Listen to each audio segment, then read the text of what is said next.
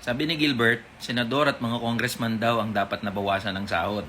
Ang tanong, magkano bang sinasahod ng mga senador at congressman? Sa nakaraang video, pinaliwanag natin na hindi gumugulong yung panukalang batas na magtataas ng sahod ng mga manggagawa. Kaya tingin natin para sa mga congressman, sapat daw yung sahod nating mga manggagawa.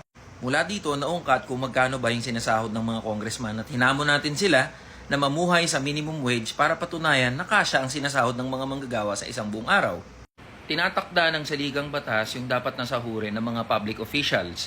Kabilang dito yung presidente, vice-presidente, mga senador, mga kongresista at mga mahistrado ng Korte Suprema. Naisulat din sa Article 18, Section 17 ng 1987 Constitution yung corresponding salaries ng mga public officials. Sabi sa provision na yon, the President shall receive an annual salary of 300,000 pesos. Para naman sa Vice-Presidente, Senate President, Speaker of the House at Chief Justice, tatanggap dapat sila ng 240,000 na annual salary.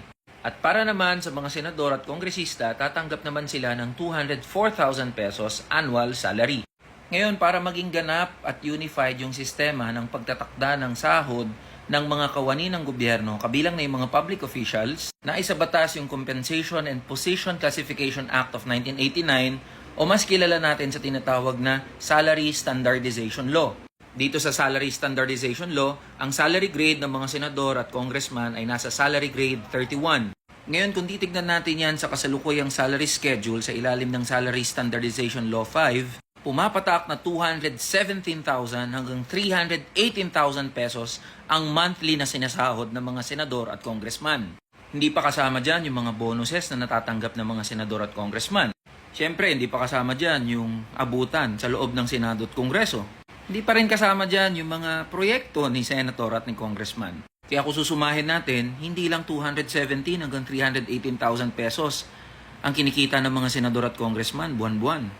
Kaya yan siguro yung dahilan kung bakit sinabi ng mga Congressman na sapat daw yung sinasahod nating mga manggagawa. Kasi sila, daan-daang libo yung kinikita buwan-buwan. Di naman nila danas yung hirap nating mga manggagawa na pagkasahin yung minimum wage sa pang-araw-araw na gastusin. Di rin nila alam yung pagbale, pagdilihensya at paggawa ng diskarte para lang mapagkasya yung gagarampot na sahod sa isang buong araw. Alam niyo, di naman necessarily na masama na malaki yung sahod ng mga congressman at mga public officials natin eh. Yun ay kung ginagawa rin nila yung trabaho nila ng maayos. Yun ay kung gagawa rin sila ng mga kapaki-pakinabang na mga batas para sa ating mga ordinaryong Pilipino. Ang problema, laki-laki na nga ng kinikita nila, basura pa yung serbisyo na natatanggap natin.